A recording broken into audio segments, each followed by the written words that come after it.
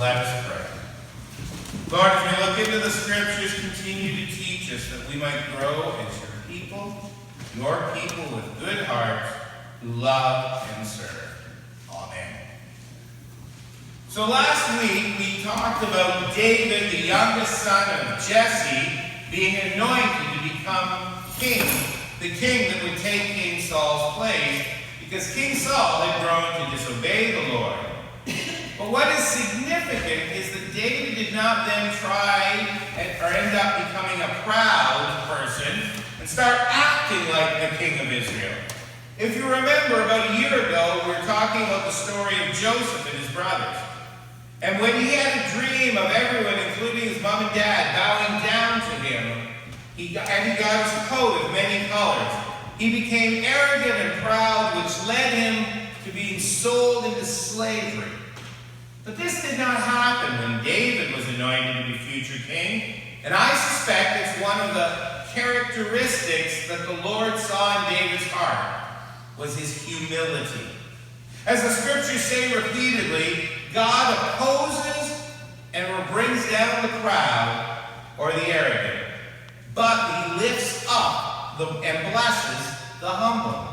I was able to Google about 22 different verses about God opposing the proud, and about 24 verses about the Lord lifting up the humble. So how David reacted to his anointing was a key part of his character that we need to appreciate.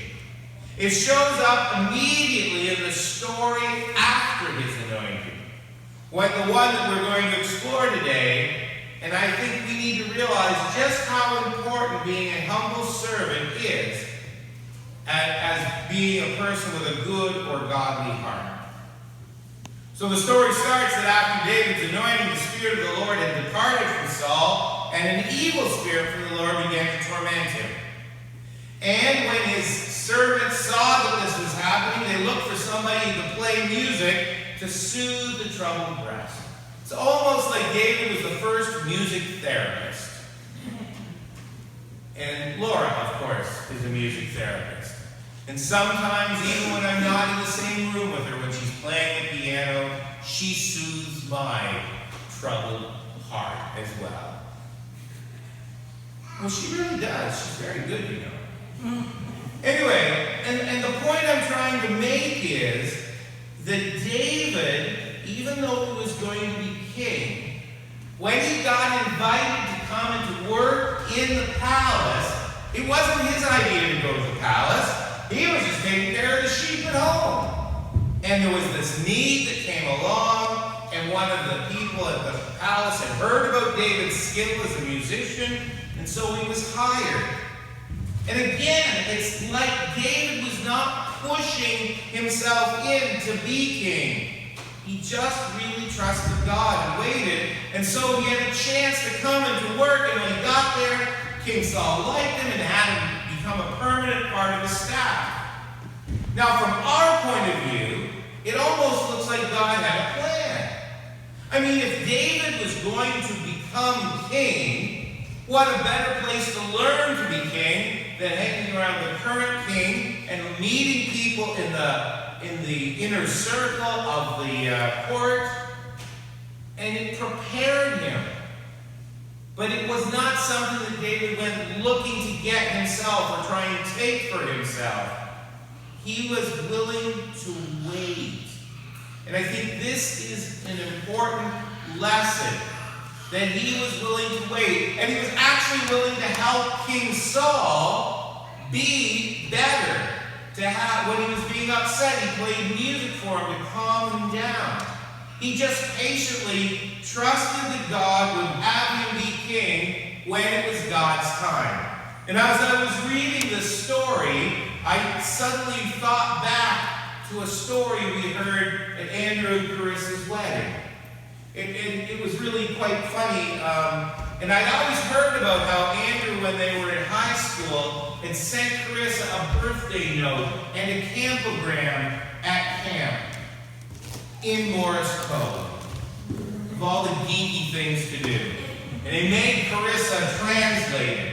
But I never heard what it actually said until the wedding, when Andrew some of the others explain, that what it actually said is, if we're ever supposed to get together as a couple, God will make it happen. And so, as Carissa dated several other young men, Andrew just kind of hung around. He didn't seem to be pushing his way in. He just kept being connected with Carissa, and in the fullness of time, it happened. Apparently, he had either a lot of faith or something. Anyway, I tell that story because if we really trust God, we don't need to take things. We wait for opportunities to happen. And so it's important to train ourselves to practice being the people who serve others. And so we need to ask, given the gifts and talents we have, how often do we serve? And as we think about how we serve, there's a danger in this, because anybody here ever been in a situation where you're hanging around and you see somebody else who either does something that you do, like plays a musical instrument way better than you, and so you're going, oh, they play so much better, I might as well not even try, right? Or you go, they're so much better, I just can't do that. And it's easy for us to feel like we don't have anything to offer. Folks, we all have things to offer. And it's important that we use what God has given us and what we can do, not what we can't do, to serve and love the people around us. And I think we sometimes underestimate how important that is. For example, when we thought Ryan was going to be going to meet with the transplant team in Toronto, Laura and I did not want that whole time to be the stress about him maybe having a bone marrow transplant. So we decided to get tickets to the musical Come From Away. Now, has anybody seen Come From Away? It's awesome, isn't it? Okay, I asked this of Kara, I'm going to ask this. Were you dancing in the seat at the end when they would come out and dance? You were dancing too, weren't you? Yeah, we had Ryan and Lexi with us, and we had to move over so there was enough room for them to dance, because they were really getting into it with Julianne. Yeah. It was awesome. But what I love, and I think what is so important in that story is that Gander, Newfoundland, now I've been to Gander. Has anybody else been to Gander, Newfoundland? It's a small place, about 10,000 people. You know, that's Ingersoll size, although Ingersoll got bigger since I left. When I grew up, Ingersoll was about that size. 10,000 people and 38 planes landed on 9/11. Nearly 7,000 people from over 100 countries around the world showed up with not much notice. When they realized what was going on, they called in the Salvation Army and the Red Cross, which had offices and churches there, who were used to dealing with crises, and they, in cooperation with the municipal government, declared a state of emergency, and they started to prepare to house all these people because they knew it wasn't going to be a quick in and out and 24-hour stay. As one USA Today article put it, as the planes still packed with passengers sat for hours in the airport, the town bustled with activity. Volunteers readied makeshift shelters. Every school, gym, community center, church camp, any place they could fit a plane load of people was being ready. The Gander hotel rooms were reserved for the pilots and the flight crews, who by law needed to have places to sleep so that when it came time to leave, they would have sufficient sleep. Bus drivers in the middle of a nasty strike, the school bus drivers laid down their pickets, picked up their buses, and were willing to start unloading plane people and driving them where they needed to be stayed. Housed. Donations of toiletries, clothes, toys, towels, toothbrushes, pillows, blankets, and bedding began piling up. For security reasons, people were not allowed to take their checked bags off the planes. Gander residents began cooking a lot. The grocery store shelves went bare. The Walmart ran out of nearly everything, underwear being a particularly hot commodity. The local hockey rink was transformed into the world's largest refrigerator, because the health unit knows you've got to keep food food in that safe temperature zone, and they had called in, the Salvation Army had called in and brought a truck of food from New Brunswick. The problem was they had no place to store it. And so they unloaded it right off the refrigerated truck with forklifts and parked it on the pallets right on the ice surface. And they were able to have food. Beyond the basics of food and water, some passengers needed medicine because they left their prescriptions and their checked inaccessible luggage. Pharmacists in town were working around the clock, calling dozens of countries to fill prescriptions. And then there were the smokers on board with no cigarettes. Constable Oz Tough said, "We bought every bit of nicotine gum in the whole town and delivered it to everybody who needed it." Eventually, the plain people made their way through very tight security. The RCMP and the Canadian Armed Forces did the security checks because they were suspicious there could easily be more terrorists among the passengers. But one by one they went through, and when they came out the other side, they were being handed food and toothbrushes, and then bused to a local church or Salvation Army camp, Legion, school, or somebody's homes in some cases. As the days went by, people were invited back to people's homes in small groups to take showers. Locals were doing laundry nearly 24 hours a day to have enough clean towels for the extra 7,000 people that just showed up. The Canadian Tire just started giving away what was needed.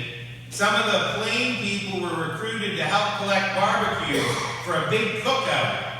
And one guy from New York described he was really nervous. He was afraid that he was going into people's backyards to pick up their barbecues. They might meet him with guns or yell at him. Instead, he got several pots of tea and visits every time he picked up a barbecue. He said it took forever to get those barbecues. There was a certain group of non-English speaking folks from Africa who were very nervous around men and women for uniform. And so when one of the local Christians, seeing their fear in their eyes and one of the ladies clutching her Bible tightly, he went up to her and looked up a Bible verse in his Bible, showed her the passage, and encouraged her to read it in her own language.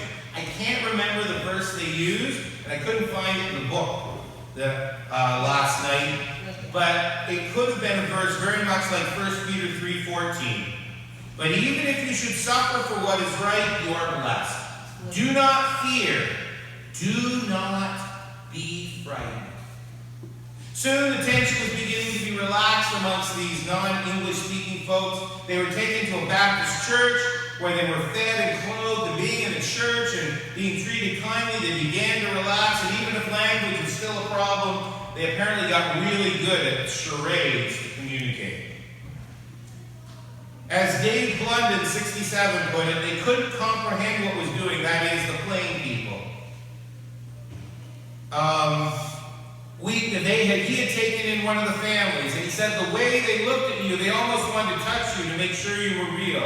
Robert Stuber, 55, stranded with his wife and elderly father-in-law after their Paris to St. Louis jet was diverted, said he never felt like an outsider. The whole community is a poster child for how hospitality and just sheer act of humanity should be when they had such a high level of open arms. Come in and welcome, here's my house. And the St. Louis family ended up at the Blundens. It absolutely floored us, he said. But it was more than just the physical needs were being met. Fear created by the acts of terror in Washington and New York, and then when the plane crashed in Pennsylvania, hurt people's hearts and minds. And when they got off the planes and saw the towers and things on the news, they were shocked and they were hurt.